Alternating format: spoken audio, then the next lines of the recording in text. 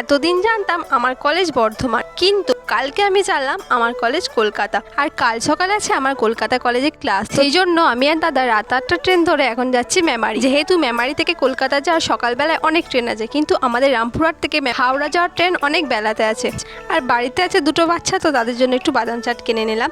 আর আমাদের রামপুরহাটে ট্রেন এত লেটে এসেছে যে মেন লাইনে ট্রেনটা একদম ছুটে ছুটে ধরেছি, কারণ আমাদের ট্রেন ওই যে দাঁড়িয়ে আর 2 মিনিট পরেই মেন লাইনে ট্রেনটা ছেড়ে দিত। খুব জোরসে ছুটে এসে ট্রেনটা পেয়েছি। আর আমাদের এই যে টিকিট 15 টাকার ভাড়া লেগেছে আমাদের নদাঢাল থেকে মেমারি ডাইরেক্ট টিকিট কেটেছিলাম বলে। আর কালকের ব্লগটা কিন্তু অবশ্যই দেখো, কারণ আমি জীবনে প্রথমবার হাওড়া স্টেশন দেখবো, হাওড়া যাবো। এদিকে ট্রেনের মধ্যে এসেছিল ঘটি গরম, তাই একটু ঘটি গরম খেয়ে নিলাম। আর ঘটি গরম খেতে খেতে দেখি চিড়ে ভাজা বিক্রি করতে এসছে। এদিকে বাচ্চা দুটোর জন্য দুটো চিড়ে ভাজা কিনে নিলাম। তো এদিকে মেমারি স্টেশন ঢুকে গেছি, তো চলো এখন নেমে যাচ্ছি দিদির বাড়ি। যেহেতু দিদিদের মিষ্টির দোকান আছে, সেহেতু ঢুকতেই না ঢুকতে মিষ্টি রেডি। এদিকে আমি ছানার কেক আর ছানা জিলাপি। আজকে মিনি ব্লগ এখানেই শেষ, পরে মিনি ব্লগে আবার দেখা হবে, বাই।